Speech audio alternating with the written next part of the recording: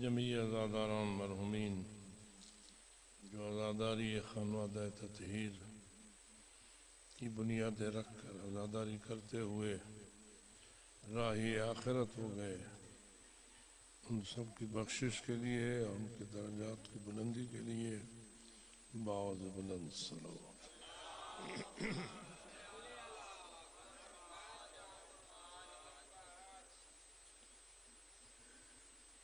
جتنے اہل ایمان نور ایمان لے کر مذہب اہل بیت کی ترویج کرتے ہوئے آخرت کو چلے گئے، ان کے درجات کی بلندی کے لیے اور ان کی عبادات کا اجر ان تک پہنچانے کے لیے باعث بلند صلوات۔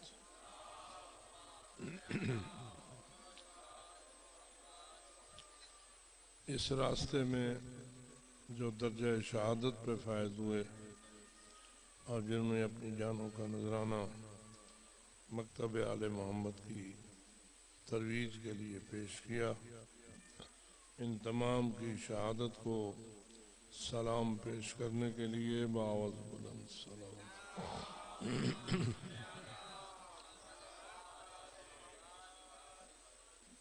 مکتب آل محمد میں جہاں نیکیوں سے تولا ضروری ہے، وہاں برائیوں سے تبرہ بھی ضروری ہے۔ جن ظالموں نے سب سے بڑی برائی ان مظلوموں پر ظلم، مقتولوں کو قتل اور شہیدوں کو شہید کرنے والا جرم انجام دیا، ان ملائن سے اظہار برات کے لیے اور ان کی مشن کی ناکامی و نامرادی کے لیے باعث بلند صلوات۔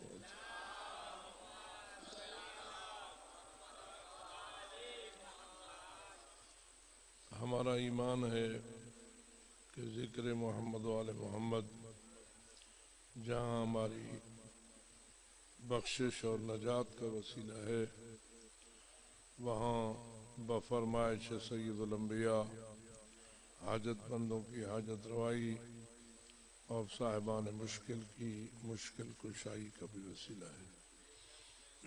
یہی وجہ ہے کہ اکثر مومنین و مومنات کی اپیل ہوتی ہے کہ ہمارے حق میں دعا کی جائے، بیماروں کی شفا کے لیے، بے اولادوں کی اولاد کے لیے، نرینہ اولاد سے محروم لوگوں کی گود کے اولاد نرینہ کے ساتھ آباد ہونے کے لیے، بے رزق لوگوں کی رزق میں وسعت و برکت کے لیے، غرض کہ ہر دنیاوی مشکل کو دور کرنے کے لیے ہم لوگ وسیلہ سمجھتے ہیں ذکر محمد و آل محمد کو۔ اس لیے جتنے حضرات آج کے اس مجلس میں شریک ہوئے یا شریک نہ ہوئے، حاضر ہیں یا حاضر نہیں ہیں، اپنے دل میں جو جو حاجات رکھتے ہیں اور مشکلات کا شکار ہیں، ان سب کی حاجت روائی اور مشکل کشائی کے لیے، مشکل خواہ دنیا کی ہو یا آخرت کی، سب مشکلوں کے ازالے کے لیے باعث بلند صلوات۔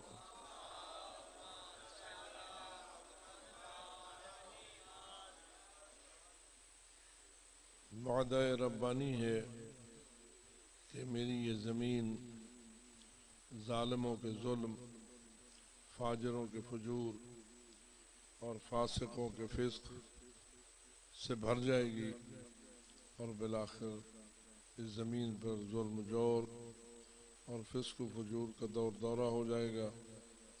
لیکن میری منشا یہ نہیں ہے کہ میرا نظام عدل اور میرا نظام خیر اس دنیا پہ غالب نہ آئے۔ میں نے تو اپنے رسول بھیجے ہی اس لیے تھے لِیُظْہِرَهُ عَلَى الدِّینِ كُلِّهِ، تاکہ وہ دین حق کو تمام باطل ادیان پر غلبہ دیں۔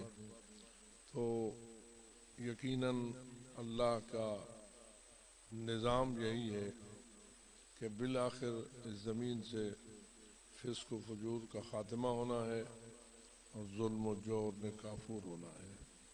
اس کے لیے اللہ نے سلسلہ ولایت کے آخری ولی حضرت امام زمان علیہ الصلوۃ والسلام کو پردہ غیبت میں محفوظ کر رکھا ہے، اور جب اس کا ارادہ ہوگا تو انہیں ظہور کی اجازت دے گا، اور جب وہ ظہور فرمائیں گے تو ظلم و جور کا خاتمہ ہو جائے گا، عدل و انصاف کا نور اس زمین پر پھیل جائے گا۔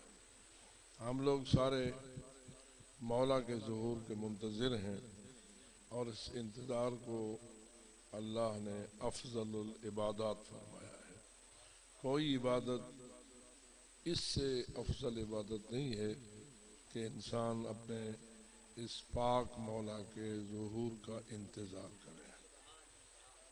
تو اس لیے ہم اس انتظار میں ہیں، جو انتظار میں ہے اس عبادت میں ہے، لیکن بالآخر اللہ کا فیصلہ برحق ہے، ظلم نے ختم ہونا ہے اور فسق و فجور نے دور ہونا ہے، عدل و قسط نے قائم ہونا ہے۔ اس مقصد کے لیے اپنے مولا کے ظہور کی تعجیل کے لیے بآواز بلند صلوات۔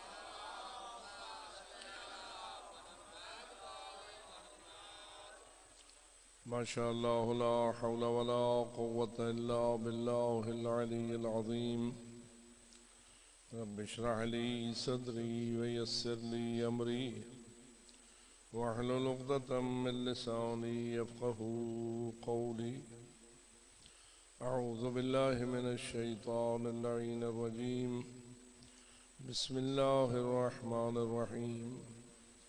الحمد للہ رب العالمین، والصلاة والسلام على أشرف الأنبياء والمرسلين، سيدنا ونبينا وشفيع ذنوبنا وطبيب قلوبنا ومولانا أبي القاسم محمد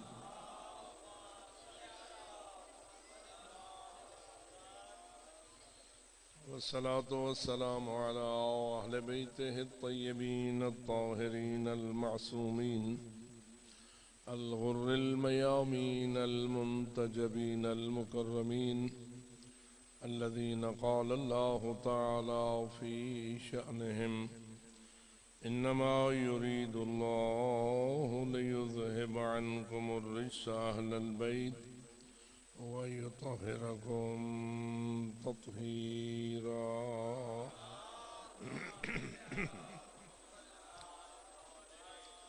ورحمة الله على أحبابهم وأصحابهم وشيعتهم ومواليهم أجمعين، ولعنة الله على أعدائهم وقاتليهم وظالميهم ملعونين من يوم ظلمهم إلى أبد الآبدين۔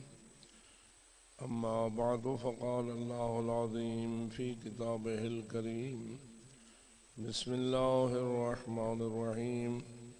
إن الله اصطفى آل عمران على العالمين.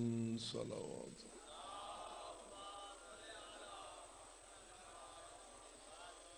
نعرہ تکبیر، نعرہ رسالت، نعرہ حیدری، نعرہ صلوات۔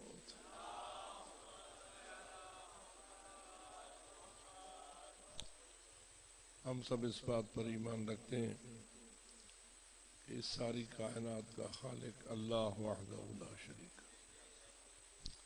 اس نے جہاں اس کائنات کی ذمہ داری لگائی ہے کہ وہ اس کائنات میں پیدا کیے جانے والے ہر زندہ کی روزی میں اپنا کردار انجام دے، اور واضح ہے کہ جس کو اللہ نے زندگی دی ہے اس کو روزی کا بھی محتاج بنایا ہے۔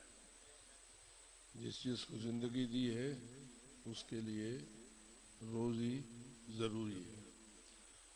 زندگی دینے والا ہی روزی کا انتظام کرنے والا ہے، یا زندگی دینے والا کوئی اور ہے اور رزق دینے والا کوئی اور ہے؟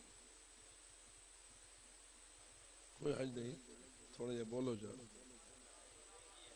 اپنا ایمان اور عقیدہ، کیونکہ جو بات کرو گے وہ لکھی جائے گی۔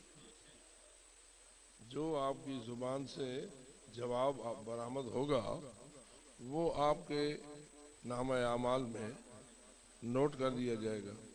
لہذا میں نے آپ سے سوال کیا کہ آپ اس سوال کا کیا جواب دیتے ہیں اور آپ کا ایمان اور عقیدہ کیا ہے؟ جس نے زندگی دی ہے وہی رزق دینے والا ہے، یا زندگی دینے والا کوئی اور ہے اور رزق دینے والا کوئی اور ہے؟ ایک ہی ہے۔ اسی کے نام کے آپ نعرے لگاتے ہیں۔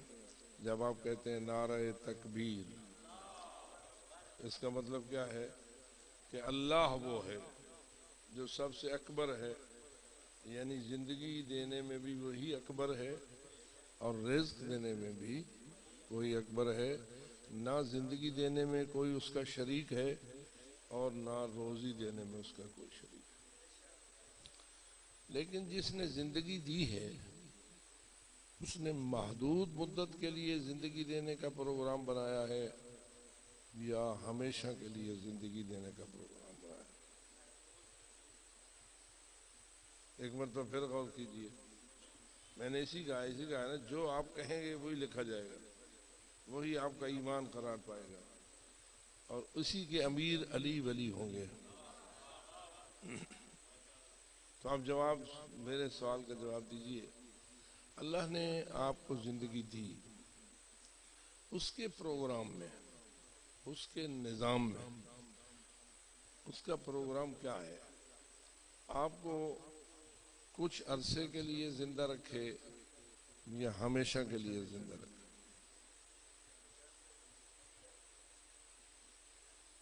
اور اگر موت کے بعد بھی زندگی ہو، ہے موت کے بعد، چونکہ آپ جب جواب دیتے ہیں تو آپ کے ذہن پہ موت سوار ہوتی ہے کہ موت تو آنی ہے، کل نفس ذائقۃ الموت، موت آنی ہے۔ موت آنی ہے تو زندگی بیچاری محدود ہے، زندگی موت تک ہے۔ لیکن میں آپ کو پھر متوجہ کرتا رہتا ہوں، او بابا پہلے اپنا ایمان اس بات پر پختہ کر، تجھے جو کچھ محمد و آل محمد نے تعلیمات دی ہیں اس میں موت کے بعد کی زندگی کا اندازہ ہے یا یقینی ہے؟ جی، جس کو یقین ہے وہی صلوات دے گا۔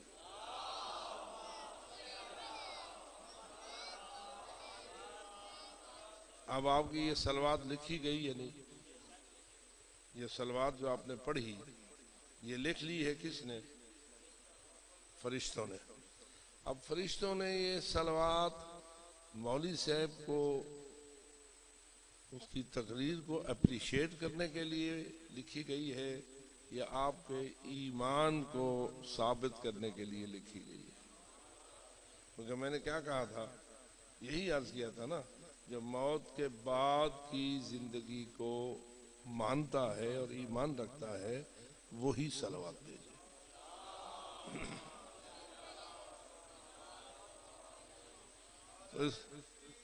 اللہ اکبر، یا رسول اللہ، یا الہ، بلند سلام۔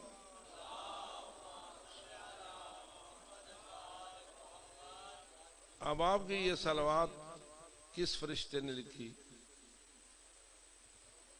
کرامن کاتبین میں سے ایک دائیں ہے اور دوسرا بائیں ہے۔ یہ صلوات کس نے لکھی؟ دائیں والے نے لکھی۔ لیکن دائیں والے نے ساتھ یہ بھی لکھا کہ یہ موت کے بعد کی زندگی کے یقین کے طور پر صلوات پڑھ رہا ہے۔ یہ صلوات اس نے کیوں پڑھی ہے؟ کہ یہ بتانا چاہتا ہے کہ میرا ایمان ہے، میرا یقین ہے، مجھے کوئی شک نہیں ہے اس بات میں کہ جتنی موت میرے لیے یقینی ہے اتنا بھی موت کے بعد دوبارہ زندہ ہونا بھی میرے لیے۔ اب پھر پوری پڑھیے صلوات بآواز بلند۔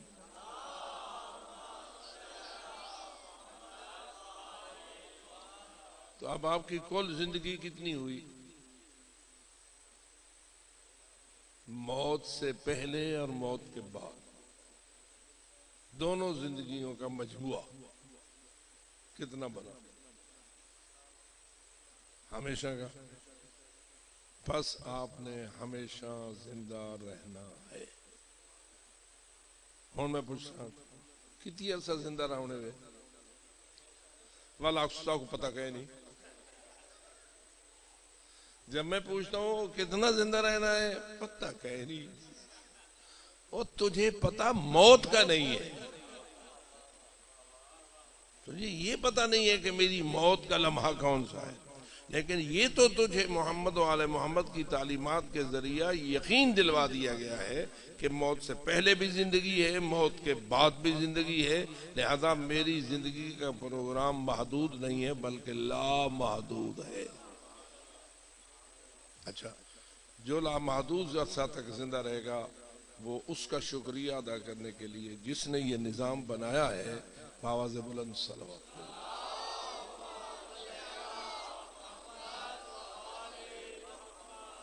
اب آپ نے ہمیشہ زندہ رہنا ہے یا قیامت تک زندہ رہنا ہے؟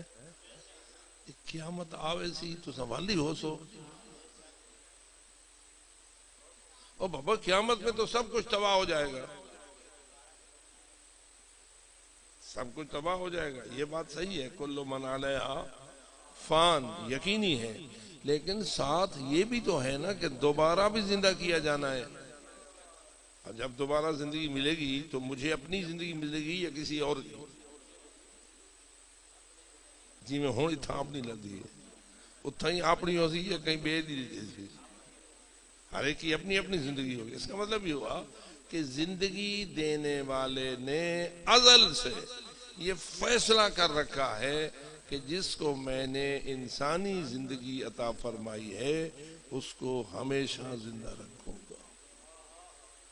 درمیان میں جی میں نیند راوے دیئے رات کو سامنے دے ہو فجر کو بال اٹھی پہن ہو. میں آکھا ذات کو مر وین دے ہو فجر کو بال جی پہن دے ہو. اگر یہ تعبیر میں یہ کروں کیونکہ نیند بھی آدھی موت ہوتی ہے. نیند بھی کیا ہوتی ہے؟ آدھی موت ہوتی ہے. تو اس کا مطلب یہ ہوا جس طرح آپ سو کے بعد جاگتے ہیں اسی طرح آپ نے موت کے بعد بھی زندہ ہونا ہے. تو جو ہو رہی ہے موت کے بعد دوسری زندگی. اگر اس پر ایمان نہ ہو تو نہ لا الہ الا اللہ کا فائدہ ہے، نہ محمد رسول اللہ کا فائدہ ہے، نہ علی ولی اللہ کا فائدہ ہے. اس لیے کہ لا الہ الا اللہ نے یہ درس دیا ہے نا، محمد رسول اللہ نے یہ خبر دی ہے نا، علی ولی اللہ نے یہ ہمیں اطلاع دی ہے نا کہ موت کے بعد زندگی یقینی ہے، حتمی ہے. اور اس کا نتیجہ یہ نکلتا ہے کہ تو نے ہمیشہ زندہ رہ. ٹھیک ہے. اب جو اپنے ہمیشہ زندہ رہنے پر یقین رکھتا ہے اور اس مالک کا شکریہ ادا کرنا چاہتا ہے جس نے یہ نظام موت و حیات بنایا ہے، بلند آواز سے صلوات.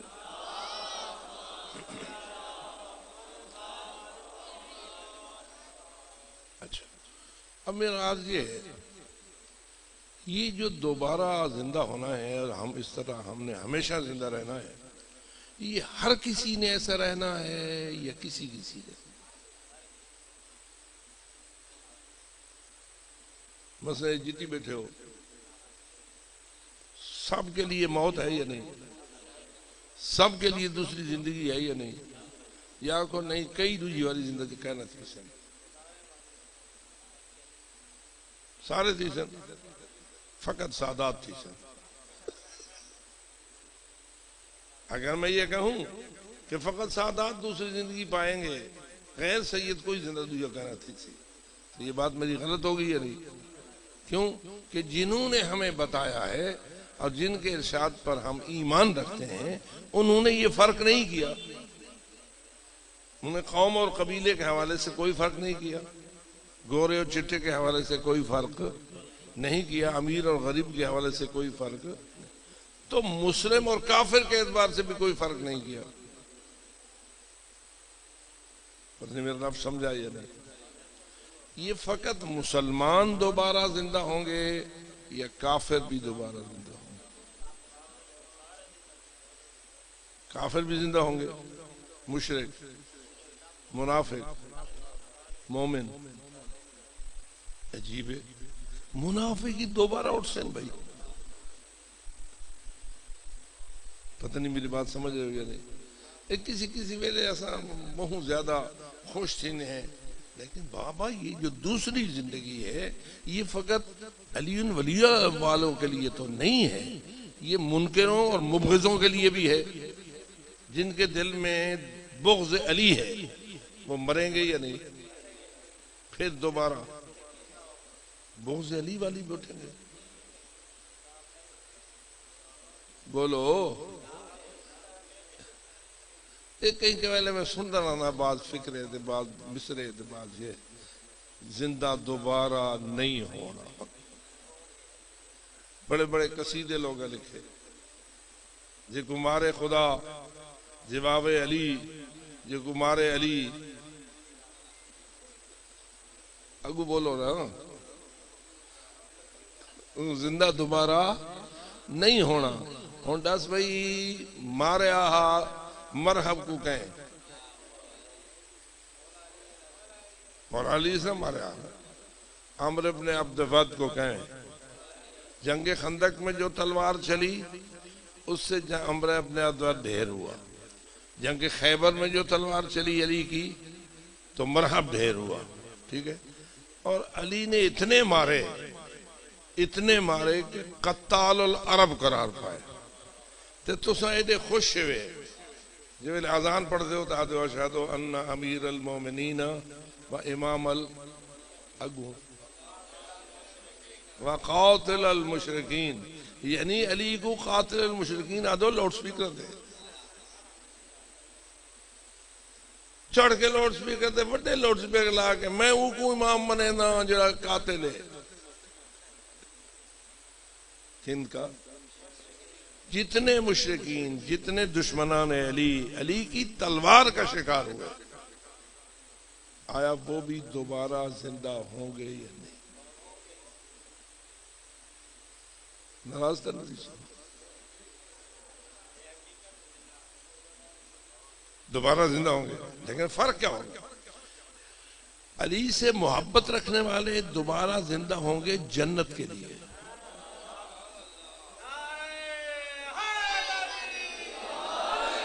اور علی سے بغض رکھنے والے جہنم کے لیے۔ جنت میں کتنا عرصہ رہیں گے؟ ہمیشہ۔ تھے جہنم میں ہمیشہ تو دونوں طرف ہے، ہمیشہ کی زندگی جنتیوں کے لیے بھی ہے اور ہمیشہ کی زندگی جہنمیوں کے لیے ہے۔ قرآن مجید کی صراحت ہے، اولئک اصحاب الجنہ ہم فیہا خالدون، اولئک اصحاب النار ہم فیہا خالدون۔ دونوں آیتیں موجود ہیں۔ جو الذین آمنوا وعملوا الصالحات، جن کے دلوں میں محبت علی ہے اور جن کے اعمال صالح ہیں، وہ کیا ہوں گے؟ اولئک اصحاب الجنہ، وہ جنت میں جائیں گے، ہم فیہا، وہ جنت میں ہمیشہ رہیں گے۔ والذین کفروا، اور جو لوگ کافر ہیں، اولیاءہم الطاغوت، انہوں نے وڈیرے طاغوت ہیں، یخرجونہم من النور الی الظلمات، وہ طاغوت انہیں نور سے نکال کر اندھیروں میں غرق کر دیتے ہیں، اور نتیجہ کیا نکلتا ہے؟ اولئک اصحاب النار ہم فیہا خالدون۔ انہوں نے جہنم کتنی عرصے واسطے، ہم ادھر بھی ہمیشہ ادھر بھی ہمیشہ۔ دوسری زندگی چاہیے دی ہے یا نہیں؟ اب سوال یہ ہے کہ یہ دوسری زندگی کوئی جانا ہے جنت اور کوئی جانا ہے جہنم، یہ مقدری کھیڑ ہے یا کچھ آپ کرنا پوچھ؟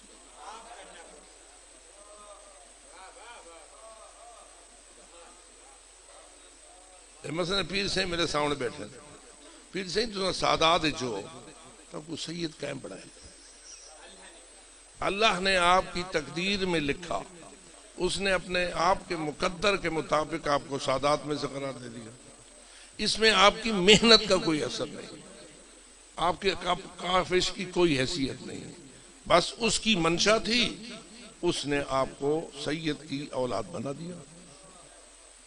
اور جو غیر سید ہیں ان کو کس نے غیر سید بنایا؟ نہیں، میرے خیال ہے انہیں تھوڑی کمی کمزوری رہ گئی تو انہیں کو غیر سید بننا پہ گیا۔ نہیں، یہ سارا فیصلہ تقدیری ہے، سید ہونا بھی تقدیری فیصلہ ہے اور غیر سید بلوچ ہونا بھی تقدیری فیصلہ ہے. انہیں دسو بھئی بلوچ ناراض تھی میں صاحب کو سید کیوں نہیں بنایا؟ دیکھ یہ تقدیر کا فیصلہ ہے. لیکن جنتی اور جہنمی بننا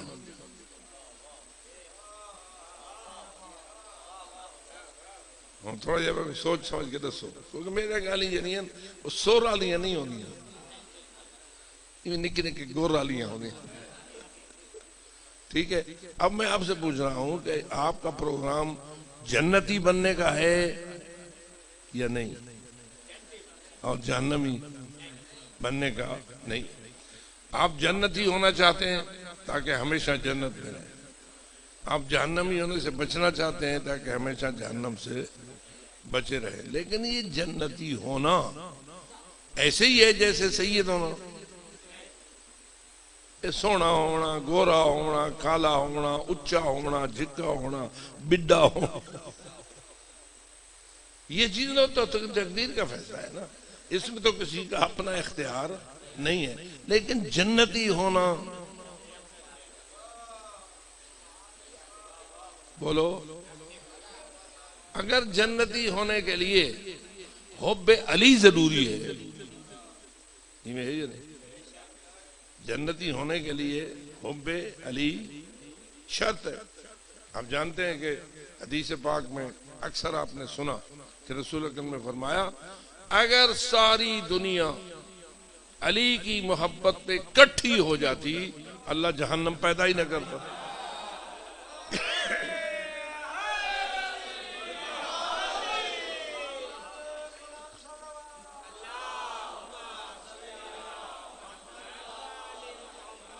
حدیث سچی ہے یا نہیں؟ آپ کے ایمان ہے اس بات پر یا نہیں؟ سارے محب علی ہو جاتے تو اللہ جہنم پیدا نہیں. نتیجہ کیا ہے؟ کچھ محب علی ہیں اور کچھ محب علی نہیں ہیں. اب جو محب علی ہیں انہوں نے اپنے اختیار سے علی کی محبت کو اپنایا ہے یا ان کے اپنے اختیار کا کوئی تعلق نہیں؟ تو جو سارے بیٹھے ہو، جس جس دل میں حب علی ہے جتنی ہے اتنا بلند نعرہ حیدری. یہ نعرہ حیدری اپنے اختیار نال مارے ہوئے، اختیار نال مارے ہوئے. جڑے نعرہ حیدری میں آنکھ دے نہ مارے وہ بھی اپنے اختیار نال نہ مرے سن، جڑے مرے سن وہ بھی اپنے اختیار نال مرے سن، جڑے نہ مرے سن وہ بھی اپنے اختیار نال. اب بتائیے کہ جنت میں جانا تقدیری ہوا یا اللہ کا فیصلہ ہوا؟ ایک آپ کے اپنے اختیار کی وجہ سے. یہ جتنے مبغض علی ہیں، جتنے اللہ کے منکر ہیں، جتنے نبوت اور رسالت اور رسول اعظم کے منکر ہیں، جتنے امامت کے منکر ہیں، جتنے آخری امام کے منکر ہیں، یہ سارے اپنے اختیار بد کی وجہ سے منکر ہیں. ایسا نہیں ہے کہ ان کی کوئی خاندانی وجہ ہے اور ان کے کوئی ڈانگ کی وجہ ہے اور ان کے کوئی چہرے کی وجہ ہے. نہیں، ہو سکتا ہے کوئی بلال جیسا کالا ہو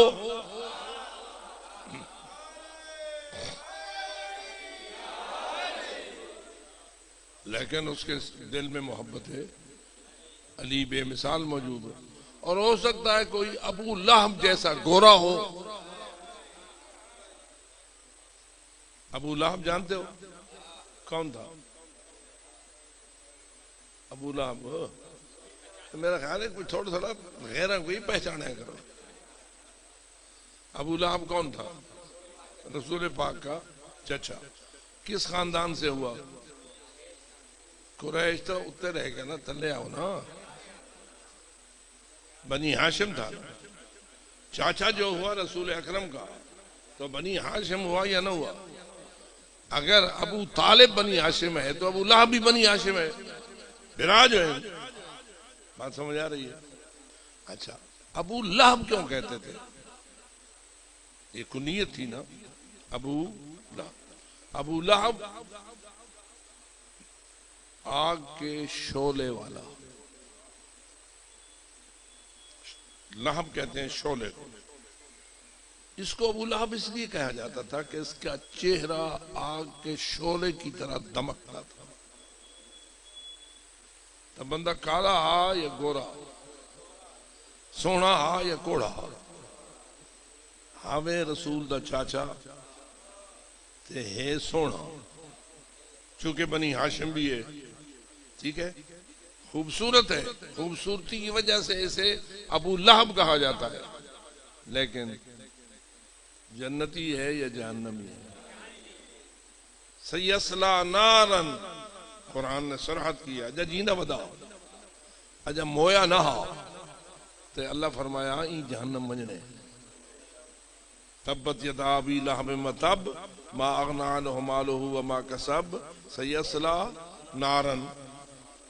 ٹھیک ہے، یہ جو آیت ہے یہ ابو لہب کے مرنے کے بعد نازل ہوئی تھی یا ابو لہب کی زندگی میں نازل ہوئی تھی؟ بات سمجھ آ رہی ہے؟ ابھی رسول کا یہ چچا ابو لہب مرا نہیں تھا، اس لیے اللہ نے سیسلا کہا ہے. سیسلا جو سین ہے نا، اس کا معنی ہوتا ہے جلے گا.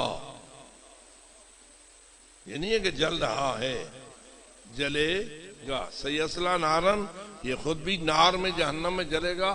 وامرأتو، اور اس کی بیوی بھی،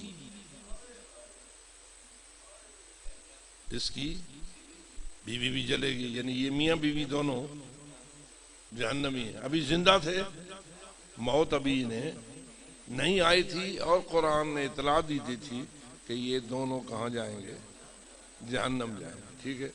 اب رنگ چٹا ہے جہنمی، تے بلال رنگ کالا تے ہے جنتی. عمار ابن یاسر رنگ کالا لیکن جنتی. اس کا مطلب یہ ہوا جنتی یا جہنمی ہونا یہ رنگت پر موقوف نہیں ہے، یہ انسان کے اپنے کردار پر موقوف ہے، اپنے ایمان پر موقوف ہے.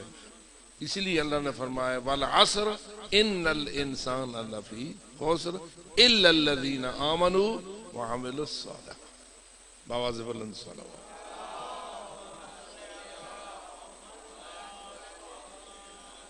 تو دوسری زندگی محدود یا لا محدود؟ کس کس کی؟ جی سب کی. ہاوے ہوئے کافر، باوے ہوئے مشرک، باوے ہوئے منافقہ. گال کرو شرح تو زیادہ غصہ منافقہ تے چڑھتے یہ ہے یا نہیں؟ کافران تے مشرکان دوتے اینے ناراض نہیں تھی دے جتنا منافقان دوتے ناراض تھی دے. اور اللہ فرماتا ہے ان المنافقین فی الدرک الاسفل من النار، میں منافقہ وہاں سے بڑائی جہنم دی جھکی جا ہے.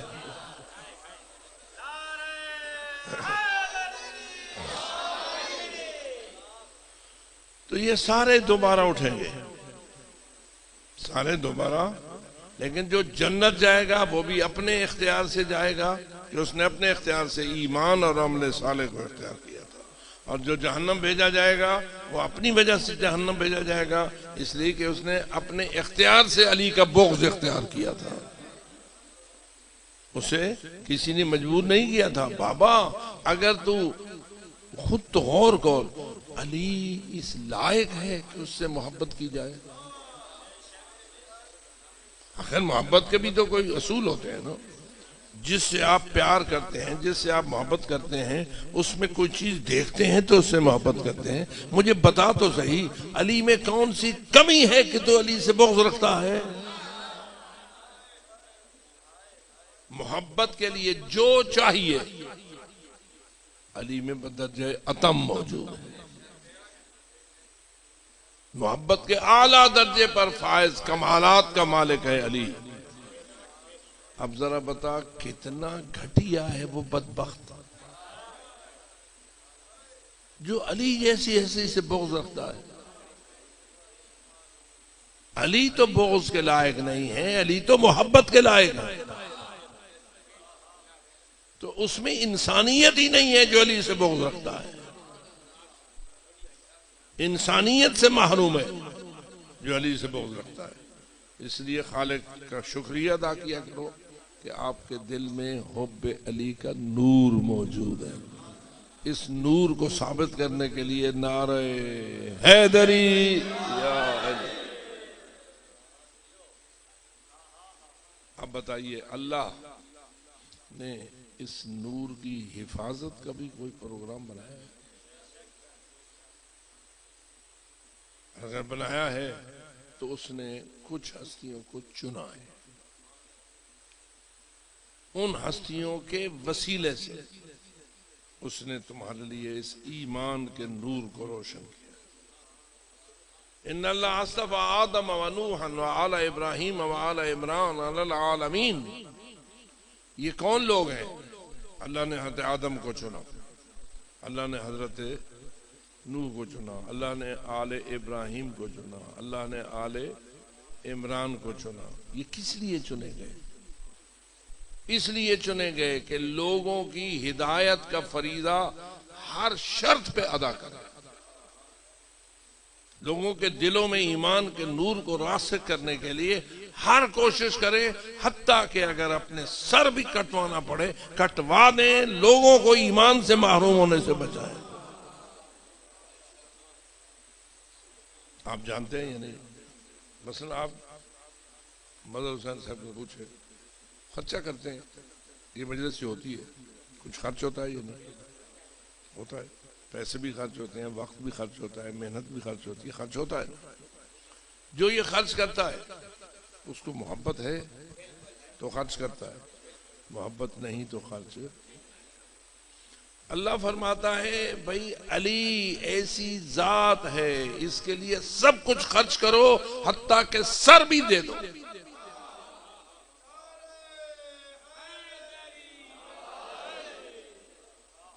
علی کی محبت اتنی بلند چیز ہے کہ تمہاری زندگی اتنی قیمتی نہیں جتنے حب علی قیمتی ہے۔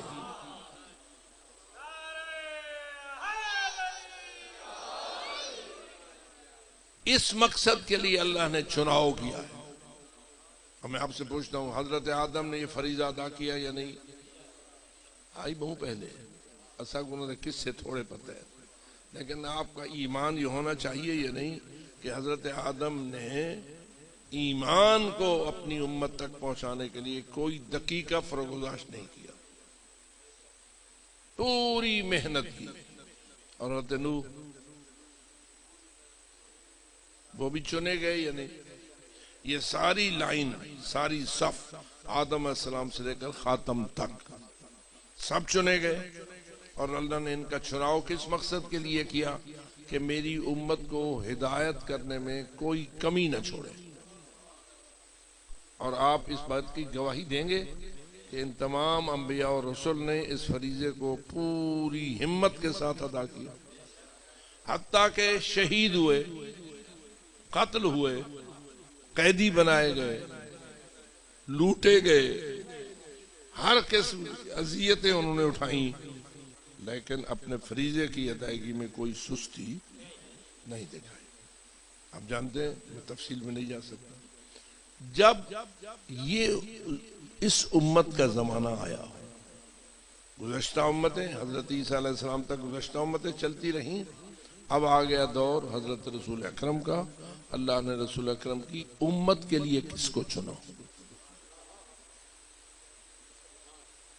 اور یہ جو چناؤ اللہ نے کیا پرانے نبیوں کے چناؤ سے اعلیٰ تھا یا برابر تھا یا ادنا تھا؟ کسی امت کے لیے آدم کو بھیجا، چناؤ آدم کا، کسی امت کے لیے نوح کو بھیجا، چناؤ آدم نوح علیہ السلام کا، اسی طرح آگے آئیے اس امت کے لیے کس کو؟ بتائیے، اس کے برابر کی کوئی ہستی ہے؟ سب سے افضل، سب سے اعلیٰ، سب سے اولا اور سب کا مولا۔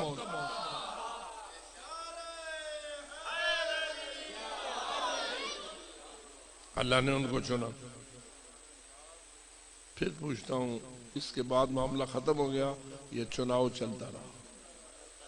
علی کے بعد، رسول کے بعد کس کو چنا؟ جی پہلے مولا علی کا نام لیجئے، ہون نعرہ حیدری دا مزہ آوازی۔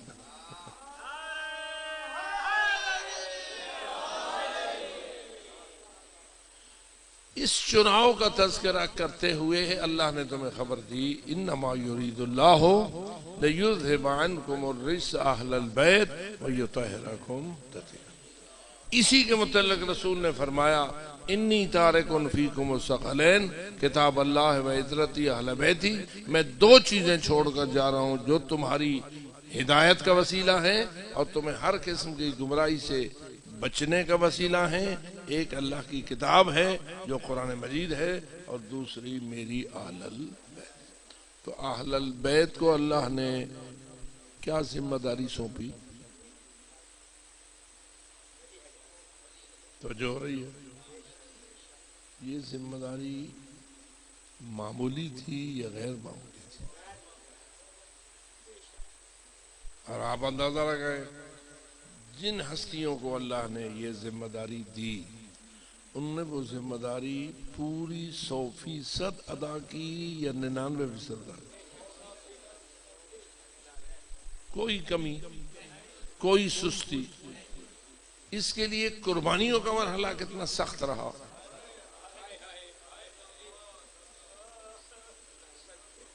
آپ توجہ کریں، میں مانتا ہوں کہ سلیمان ابن داؤد بھی اللہ کے نبی تھے، انہیں بھی ایمان کو پھیلانے اور لوگوں کو ہدایت کرنے کے لیے چنا گیا تھا، لیکن ان کو اللہ نے شاہی دی تھی، ان کو بادشاہی دی تھی، انتہائی امیر تھی، غریباً امیراً حضرت سلیمان بن داؤد جی۔ لیکن سخت امتحان کس کا ہوتا ہے؟ جو غربت میں ذمہ داری نبھائے یا دولت سے ذمہ داری نبھائے۔ آپ اندازہ کریں، کپڑے پھٹے ہوئے، کھجور کے پتوں کے پیوند لگے ہوئے۔ میں کبھی کبھی سوچتا ہوں جو کچھ سیرت امیر المومنین نے امیر المومنین کے ظاہر کا نقشہ کھینچا ہے نا، اگر اس شکل میں امیر المومنین سارے ہمارے سامنے آ جائے تو شاید ہم مانی نہ کہ یہ علی ہے۔ آپ جانتے ہیں نا علی کی لباس کی کیفیت کیا ہوتی تھی، علی کے جوتے کی کیفیت کیا ہوتی تھی، علی کے بدن اطہر کی صورتحال کیا ہوتی تھی؟ کپڑے پھٹے ہوئے، کھجور کے پتوں کے پیوند لگے ہوئے۔ شاید آپ نے یہ روایت کئی مرتبہ سنی ہوگی کہ ایک دن حضرت امیر المومنین کا جوتا پڑا تھا، عبداللہ ابن عباس جو آپ کے شاگرد بھی تھے اور آپ کے چچا کے بیٹے بھی تھے، ان سے کہتے ہیں عبداللہ اس جوتے کی کیا قیمت ہے؟ وہ جوتا جو علی پہنتے تھے، نعلین جو علی اپنے پاؤں میں پہنتے تھے، اس جوتے کے بارے میں عبداللہ ابن عباس سے پوچھتے ہیں کہ اس کی کیا قیمت ہے؟ عبداللہ جواب میں کہتا ہے کہ یہ اتنے پیوند کھا چکا ہے، اتنے گنڈھی پہ گئی ہیں، پیوند کھا چکا ہے کہ اب تو کوئی اسے خریدار ہی نہیں ملے گا، بازار میں کوئی اسی خریدنے کے لیے تیار ہی نہیں ہوگا۔ اس وقت علی نے جواب دیا یہ جوتا جو بازار میں کوئی قیمت نہیں رکھتا، میری نگاہ میں تمہاری یہ حکومت اس جوتے سے بھی کم قیمت ہے۔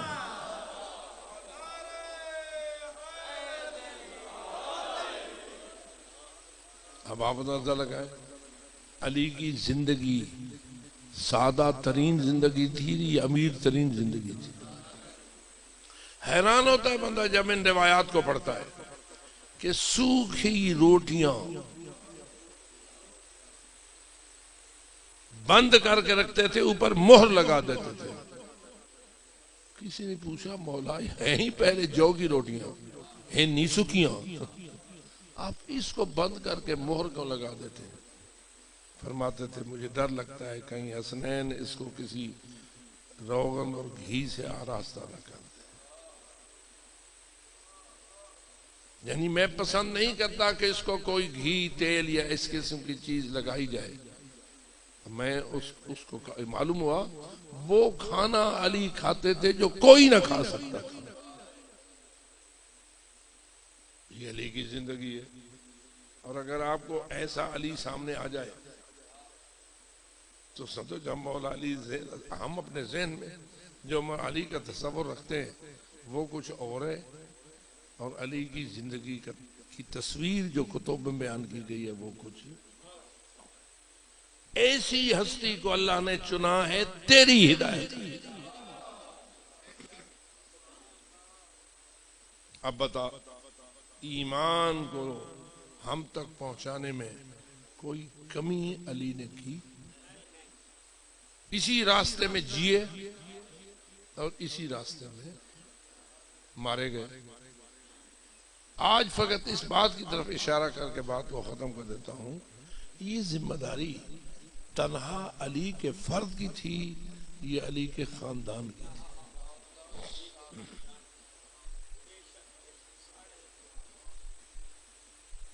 اللہ نے علی کو بیٹے بھی دیے تھے اور علی کو بیٹیاں بھی دی تھی۔ آپ جانتے ہیں نا کہ مولا علی کی بہت ساری شادیاں تھیں، ان میں بیٹے بھی ہوئے اور بیٹیاں بھی ہوئی۔ ان میں دو تو چلو امام معصوم تھے، کون کون؟ امام حسن اور امام حسین۔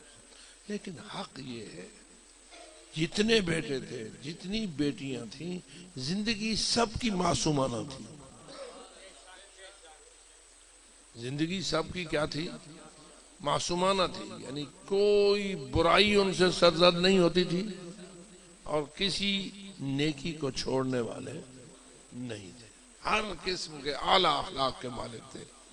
یہی تو وجہ ہے کہ عباس کی کوئی زندگی کمزور تھی، محمد ابن حنفیہ ان کے بھائی سارے اپنے مقام پر عصمت مآب قسم کی شخصیتیں تھی۔ یہ علیحدہ بات ہے کہ نص میں جس کی عصمت کو اللہ نے بیان کیا وہ تو وہی ہستیاں ہیں جن کو ہم امام معصوم کہتے ہیں، ورنہ باقی ان کے بہن بھائی بھی کوئی اپنے کردار میں کمزور شخصیتیں نہیں تھی۔ اب میں آپ سے فقط اتنی بات پوچھتا ہوں، بی بی زہرا کا جانشین کون؟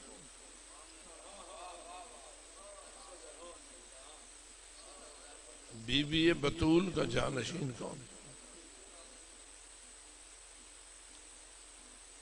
نتیجہ کیا نکلے گا؟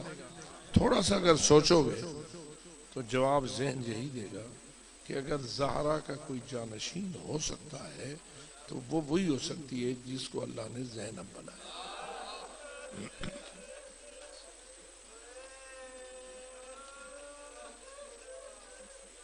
جو کمالات، جو خوبیاں، جو بلندیاں اللہ نے حضرت فاطمہ زہرا کو عطا فرمائی تھی، فاطمہ زہرا کے بعد ان کی وارث بنی ہے تو ان کی بیٹی زینب کبریٰ بنی۔ اپنے زمانے کی زہرا، اپنے زمانے کی فاطمہ۔ اب آپ اندازہ کریں فریضہ کیا تھا، ذمہ داری کیا تھی؟ ذمہ داری وہی تھی جو بھائیوں کی تھی۔ زینب کبریٰ کی ذمہ داری بھی وہی ہے جو امام حسن مجتبیٰ کی ہے۔ زینب کبریٰ کی ذمہ داری بھی وہی ہے جو حسین شہید کربلا کی۔ دین کو زندہ رکھے، ایمان کو پائندہ رکھے، جتنے بھی مظالم آئیں، دشمن جو بھی چالیں چلے، اگر علی کی بیٹی ہے تو اپنے مشن کو کامیاب کر کے دیکھا ہے۔ اب جب ہم اس منزل پہ پہنچتے ہیں تو پھر کہنا پڑتا ہے ہاں زہرا اپنا حق مانگنے کے لیے تو منظر کیا تھا؟ بنی ہاشم کی خواتین نے بی بی کو اپنے گھیراؤ میں لیا ہوا تھا۔ بنی ہاشم کی خواتین کا ایک گروہ زہرا کو اپنے گھیراؤ میں لیے ہوئے تھے اور سب اس قسم کا پردہ پہنے ہوئی تھی کہ سر سے لے کے پاؤں تک کوئی حصہ نظر نہیں آتا تھا۔ تجر ازیالہا، چادریں زمین پر خط کھینچ رہی تھی تاکہ کسی کو پاؤں پہ بھی نظر نہ پڑ سکے۔ ساری بنی ہاشم کی خواتین اس کیفیت میں تھیں، درمیان میں زہرا تھی تاکہ کوئی پہچان نہ سکے کہ نبی کی دھی کون سی ہے۔ کیونکہ چند خواتین ایک ہی لباس میں جب جا رہی ہوں تو پھر پہچان تو نہیں ہوتی نا دور سے کہ کون جا رہی ہے. گویا یہ حالت تھی. پھر کیا تھا؟ اعلان ہو گیا تھا پہلے بی بی طاہرہ کی طرف سے کہ آج بی بی اپنے بابا کے صحابیوں سے بات کرنا چاہتی ہے. اپنے بابا کے صحابیوں سے بات کرنا چاہتی ہے. چونکہ مدینے میں یہ بات معلوم ہو گئی تھی اس لیے کثیر تعداد میں صحابہ مسجد میں آئے اور نتیجہ یہ نکلا کہ مسجد نبوی صحابہ سے بھر گئی. بی بی نے حکم دیا ایک کنات لگائی گئی. مسجد کس کی ہے؟ پیغمبر اکرم کی ہے. حاضر لوگ کون سے ہیں؟ رسول کے صحابی کلمہ پڑھنے والے. پھر بھی کنات لگی ہے. پھر بھی کنات لگی ہے اور بی بی اس کنات کے پیچھے آ کے کھڑی ہوئی ہے. اب منظر کیا ہے؟ بی بی چاہتی ہے کہ اپنے بابا کے صحابیوں سے اپنے حق کے بارے میں گفتگو کرے. اپنے حق کے بارے میں گفتگو کرے. روایت یہ کہتی ہے ابھی بی بی کی زبان سے بسم اللہ کا لفظ نکلا نہ تھا کہ ایک چیخ بلند. یعنی بی بی نے اس تصور میں کہ مجھے رسول کے صحابیوں سے بات کرنی پڑ رہی ہے. ایک احساس ہوتا ہے نا، ایک دل کا ارمان ہوتا ہے. تو بی بی کے دل کے ارمان نے بی بی کو رونے اور چیخنے پر مجبور کر دیا اور نتیجہ یہ نکلا کہ ایک چیخ بی بی کی بلند ہوئی، رونے لگی اور روتے روتے روتے زمین پر بیٹھ گئی. جب یہ آواز صحابہ کے کانوں پہ رونے کی پڑی تو سارے ایک جیسے تو نہ تھے. ان میں سے بہت سارے صحابہ نے رونا شروع کر دیا. مسجد نبوی سے رونے کی آوازیں بلند ہو گئی. بی بی کچھ دیر زمین پر بیٹھنے کے بعد پھر اٹھی اور بی بی نے پھر اپنی گفتگو کا آغاز کیا. اب پوچھتا ہوں زینب تیرے ساتھ کیا ہوا؟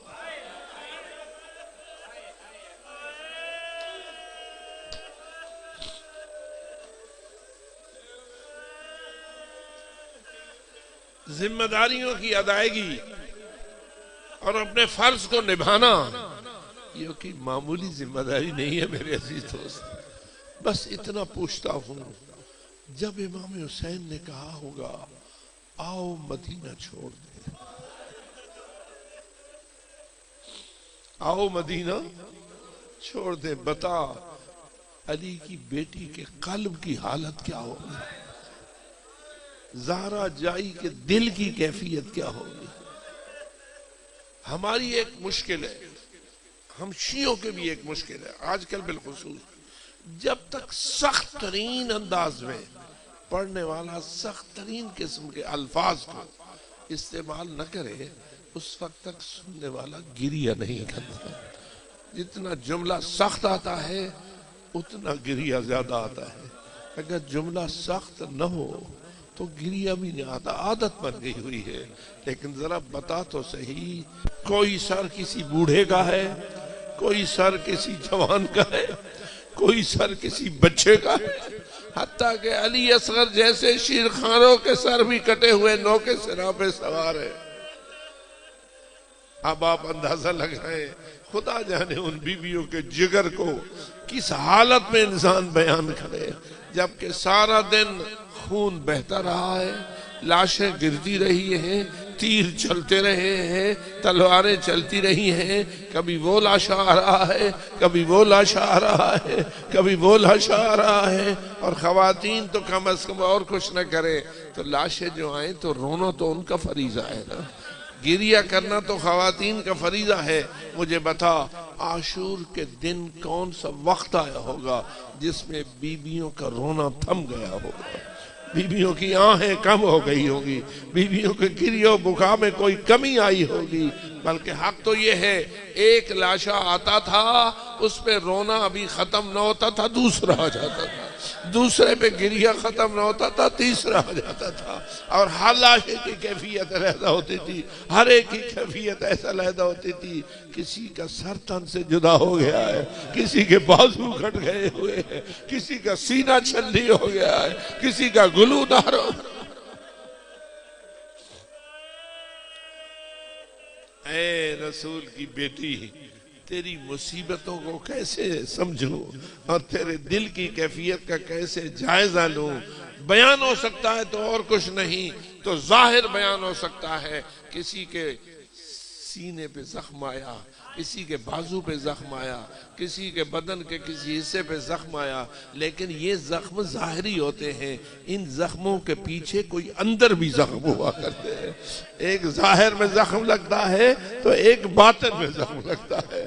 بے شک تو نے علی اکبر کے سینے کو نیزے سے چھلنی ہوتے تو دیکھا ہے، لیکن اس کے ذریعہ جو نیزہ لگا اور علی اکبر کا سینہ چھلنی ہوا، بتا زینب کبریٰ کے دل کا کیا حال ہوا، دختر زہرا کے جگر کی کیا کیفیت ہوئی۔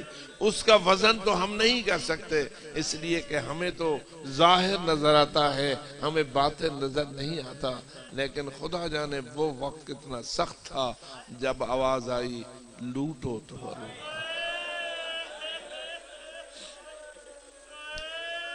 لوٹو، لوٹنے والے لوٹنے کے لیے آئے۔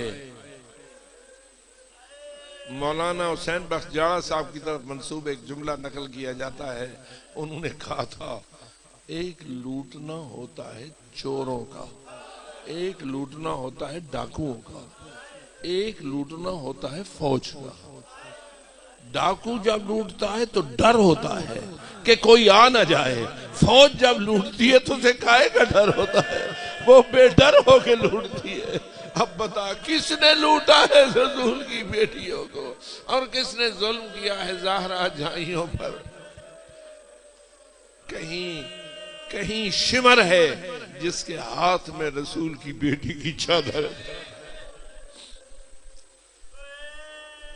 اور کہیں وہ خبیث ہے جو حضرت فاطمہ کے پیچھے لگ گیا ہوا ہے، ہاتھ میں اس کے نیزہ ہے اور رسول کی بیٹی آگے آگے دوڑ رہی ہے، پیچھے پیچھے وہ ظالم دوڑ رہا ہے، اور بی بی کہتی ہے میں اس وقت غشی کھا کے زمین پہ گر پڑی جب مجھے اپنی پشت میں نیزے کا لگنا محسوس ہوا۔ نیزہ لگ گیا، بی بی غشی کھا کے گر گئی، غشی میں چلی گئی۔ جب ہوش میں آئی تو منظر کیا تھا، پھپھی شانہ ہلا رہی تھی، اٹھو میری بیٹی، اٹھو میری بیٹی۔ اور بیٹی جب اٹھتی ہے تو حالت کیا ہے، سب سے پہلے اپنے سر کا جائزہ لیتی ہے تو دیکھتی ہے کہ سر پہ چادر موجود نہیں ہے، اور پھپھی سے عرض کرتی ہے پھپھی اماں کوئی کپڑے کا ٹکڑا ہے جس سے میں اپنے ننگے سر کی حفاظت کروں؟ اور پھپھی کہتی ہے بیٹی انظری الیہ، ذرا مجھے تو دیکھ، عمہ تو کوئی مثلو، تیری پھپھی بھی تیری طرح سر ننگے ہو چکی ہوئی ہے، اب ذرا خود اندازہ لگائیے اس سے کیا کیفیت جنم لے رہی ہے اور قلوب پہ کیا وار ہے مصیبتوں کا جو ہو رہا ہے۔ لیکن عزادارو کیا مصیبت یہاں ختم ہو گئی؟ بس آج تو فقط یہی حوالہ دے کے مجلس کو ختم کر دیتا ہوں۔ اونٹوں، رسول کی بیٹی ہو، زہرا جائی ہو، گلے میں رسی ہو، ہاتھوں میں رسی ہو، بے پالان اونٹوں پہ چڑھا دی جائے تو تماش بینوں کا مجمع لگ جاتا ہے۔ اب خواتین تو تماش بینوں کا مجمع لگ جاتا ہے۔ اب خواتین چڑھ گئی ہیں اپنے کوٹھوں کی چھتوں پر اور گزر رہی ہیں گلیوں میں سے رسول کی بیٹیاں ان سواریوں پر جو اونٹوں کی پشت پر ہیں۔ اب اونٹوں کی پشت پر ہے زہرا جائی، رسیوں میں بندھی ہوئی، قیدی کی گئی، سر سے چادر لٹی ہوئی، حالت یہ ہے۔ اور اس وقت ایک بی بی پوچھتی ہے بی بی من ایل اسارا انتن، اتنا تو بتاؤ تمہارا خاندان کون سا، کس خاندان کی قیدی ہو تم؟ جس کو جیسے آپ کبھی کبھی اپنی سرائکی میں کہتے ہیں کون تھی دیو، یعنی ایک قیدی بی بی تو کس خاندان کی قیدی ہے؟ اب میں آپ سے پوچھتا ہوں، سادات بھی بیٹھے ہو، غیر سادات بھی بیٹھے ہو، اللہ نہ کرے کوئی خاتون اس منظر میں ہو اور اس سے پوچھا جائے تیرا خاندان کیا ہے، تو وہ خاندان چھپائے گی یا بتائے گی؟ تقاضۂ فطرت کیا ہے، تقاضۂ نفسیات کیا ہے؟ اگر ایسی کیفیت میں کسی خاتون سے اس کا خاندان پوچھا جائے تو وہ خاندان کو بتانا پسند نہیں کرتی۔ لیکن ذرا سوچ تو صحیح، رسول کی بیٹی نے چھپایا یا بتایا؟ اس وقت رسول کی بیٹی نے جواب میں یہ کہا، نحن اسارا اہل البیت، ہم اس خاندان کی قیدی عورتیں ہیں جن کے متعلق قرآن فرماتا ہے انما یرید اللہ لیذھب عنکم الرجس اہل البیت ویطہرکم۔ گویا بی بی یہ بتا رہی ہے ہم اس خاندان اہل البیت سے ہیں جن کی ذمہ داری ہے کہ دین بچائیں، ایمان کے نور کو روشن رکھیں، ہر ظلم کا مقابلہ کریں، ہر ستم کا مقابلہ کریں۔ بس آخری جملہ یہ کہتا ہوں، وہ وقت پھر کتنا سخت ہوگا جب ان بیبیوں کو شام میں داخل کیا، کیونکہ کوفہ میں داخلہ تو ہوا تھا کربلا سے آ کر۔ کربلا اور کوفہ کا فاصلہ جانتے ہو، جو حضرات ظاہر ہو سوار ہو کے آئے ہو، وہ فاصلہ زیادہ ہے یا کوفہ اور شام کا فاصلہ زیادہ؟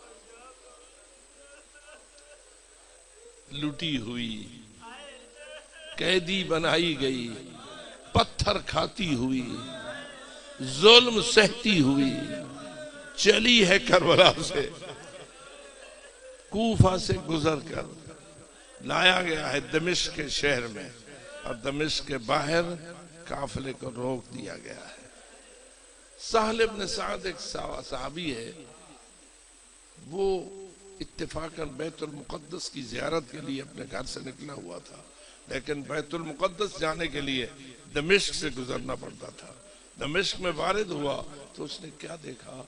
عید کا سماں ہے، لوگوں نے فاخرہ لباس پہنے ہوئے ہیں، عورتوں نے جوڑے بنائے ہوئے ہیں، اور فاخرہ ترین لباس جو ایک عید اور خوشی کے ماحول میں ہوتے وہ پہنے ہوئے ہیں، سرمے کاجل لگائے ہوئے ہیں، زیور پہنے ہوئے ہیں، رنگ و سرود جاری ہے، رقص و سرود جاری ہے، اور بازاروں میں ناچ رہے ہیں لوگ۔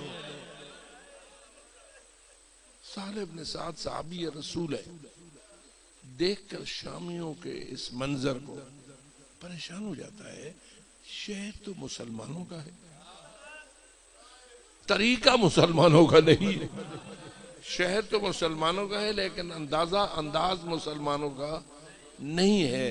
تو وہ بیچارہ اب سوچتا ہے کس سے پوچھوں، ایک بوڑھے کو بیٹھا ہوا دیکھتا ہے، باقی تو سارے اپنے ناچ گانے میں مصروف ہیں، ایک بوڑھا کہیں پہ بیٹھا ہوا تھا۔ کہنے لگا کہ اے بوڑھے، کیا بتا سکتے ہو یہ منظر کیوں ہے، یہ سسٹم، یہ سارا سلسلہ کیوں ہے؟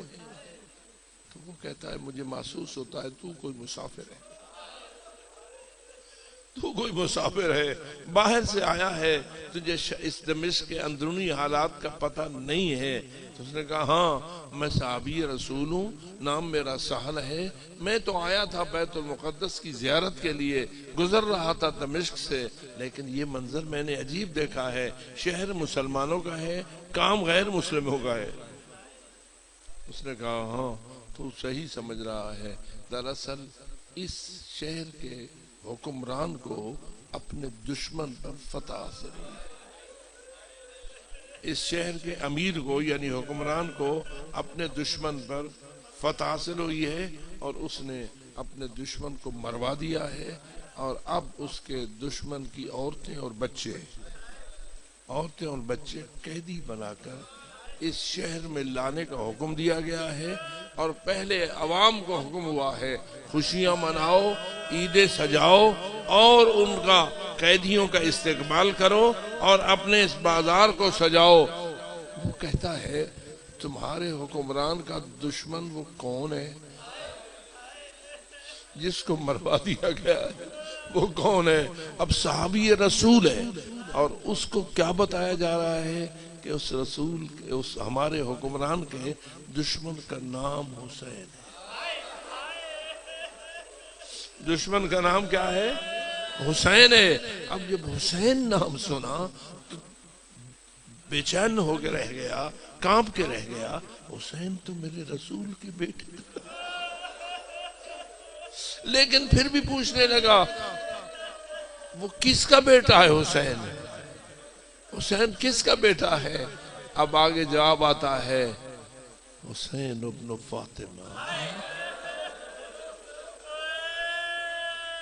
اب آپ اندازہ کیجئے 1400 سال بعد آپ کے سامنے جب یہ نام آتا ہے تو آپ آہو بکا میں مصروف ہو جاتے ہیں۔ بتاؤ صحابی کا حال کیا ہوگا جس نے رسول کے کندھوں پر حسین کو دیکھا تھا، جس نے رسول کی پشت پر سجدے میں حسین کو دیکھا تھا۔ یہ منظر جب اس نے سنا تو ایک مرتبہ حیران ہو کے رہ گیا، وہی حسین جو زہرا کا بیٹا ہے۔ اس کی خواتین کو گرفتار کر حسین مارا گیا ہے اور اس کی خواتین کو گرفتار کر کے لایا گیا ہے اور اس کے بال بچوں کو قیدی بنا لیا گیا ہے۔ اس وقت وہ پوچھتا ہے کہاں ہے وہ قیدی، کہاں ہے وہ قیدی؟ اب آپ خود سمجھ گئے، صحابی رسول تھا، مخلص تھا، جگر تو غم سے بھر گیا نا، دکھ سے بھر گیا۔ پوچھتا ہے کہاں ہے وہ قیدی؟ اب بوڑھا آتا ہے، اشارہ کرتا ہے الی باب الساعات، ادھر یہ جو دروازہ ہے نا سامنے، ادھر سے اس کے باہر ان قیدیوں کو روک لیا گیا ہے اور یہ سارا منظر قائم ہے۔ تھوڑی دیر بعد ان کو اندر بلایا جائے گا۔ وہ شخص روتا ہوا اس دروازے کی طرف گیا، دروازے سے باہر نکلا، جو منظر اس نے دیکھا کہتا ہوگا اے کاش میری آنکھیں نہ ہوتی، اے کاش میری آنکھیں نہ ہوتی، میں نے یہ منظر نہ دیکھا ہوتا۔ کیا دیکھتا ہے؟ کٹے ہوئے سر ہے جو نوکے سنا پہ سوار ہیں، اونٹ اور اونٹنیاں ہیں جن کی پشت پر بے مکھنہ چادر بیبیاں گرفتار قیدی بنائی گئی ہیں۔ اس لیے وہ کہتا ہے میں نے اپنی آنکھوں کو جھکا لیا، اپنی نظروں کو جھکا لیا اور جھکی ہوئی آنکھوں کے ساتھ چلا تو میں نے دیکھا کہ ایک اونٹ پہ ایک بچی بیٹھی ہوئی ہے، ایک قیدی بچی گرفتار ہے، اور تو مجھ سے جرت نہ ہو سکی۔ میں اس بچی والے اونٹ کے قریب گیا اور وہاں جا کے میں نے کہا السلام علیکم یا امت اللہ، ایک کنیز خدا میرا تم پہ سلام ہو۔ جواب آیا وعلیکم السلام یا عبداللہ، اے بندہ خدا تجھ پر میرا بھی سلام ہو۔ تو وہ بندہ کہتا ہے کہ میں نے پوچھا من انت یا امت اللہ، اے بی بی بتا سکتی ہو تمہارا نام کیا، تم کون ہو؟ اس وقت بی بی نے جواب میں کہا انا سکینۃ بنت الحسین، میں حسین مظلوم کی بیٹی سکینہ ہوں، میں حسین مظلوم کی بیٹی سکینہ ہوں۔ عزادارو، اب جب اس کو معلوم ہوا کہ یہ دختر زہرا ہے، آنکھیں جھکی ہوئی عرض کرتا ہے میں تیرے نانے کا صحابی ہوں، میں تو آیا تھا کسی اور مقصد کے لیے، یہاں میں نے یہ منظر دیکھا ہے، اگر میرے لائق کوئی فریضہ ہو خدمت ہو میں انجام دینے کے لیے تیار ہوں۔ اب سنو گے، بی بی نے کہا جب سفر پہ نکلے ہوئے ہو تو تمہارے پاس کوئی سفر خرچ تو ہوگا نا، تم نے سفر کے خرچ کے لیے کچھ زیادہ راہ تو اٹھایا ہوا ہوگا۔ کہتا ہے ہاں میرے پاس زیادہ راہ موجود ہے۔ تو بی بی کا یہ جملہ عجیب نہ لگا کہ جب بی بی کہہ رہی ہے اپنے وہ پیسے اس کو دے دے جس کے ہاتھ میں وہ نیزہ ہے جس نیزے کی نوک پر میرے بابا کا سر، جس نیزے کی نوک پر میرے بابا، اس کو یہ پیسے دے، اس کو یہ رقم دے، کس لیے؟ اس نیزے کو دور لے جاؤ، اس نیزے کو دور لے جا۔ سمجھ گئے آپ کے دور بیٹی اپنے بابا کے ساتھ والے نیزے کو کیوں کرا رہی ہے؟ اس لیے کہ جب یہ سر دور ہو جائے گا، بابا میرا قرآن کی تلاوت کرے گا تو لوگوں کی توجہ اس سر کی طرف ہو جائے گی، جس کے نتیجے میں ہمارے ننگے سروں کو کچھ نہ کچھ یہ موقع مل جائے گا۔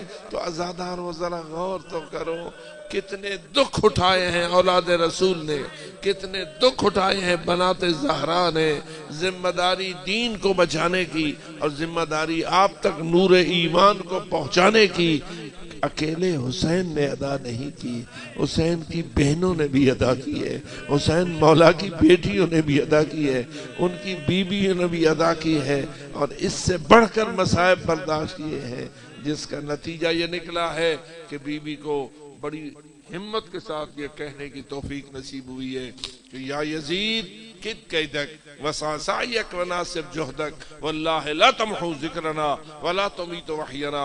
اے یزید جتنی چالیں چل چکا ہے اور جتنا ظلم و ستم ڈھا سکتا ہے ڈھا، لیکن میں اپنے اللہ کی قسم کھا کے کہہ رہی ہوں نہ مانانے کا دین مٹا سکو گے، نہ ہم اہل بیت کے عزت میں کمی کر سکو گے۔ آج خداوند تعالیٰ نے آپ کو یہ شرف بخشا ہے کہ آپ ان واقعات کو سن کر اپنے دلوں میں نور ایمان کو تازہ کرتے ہیں۔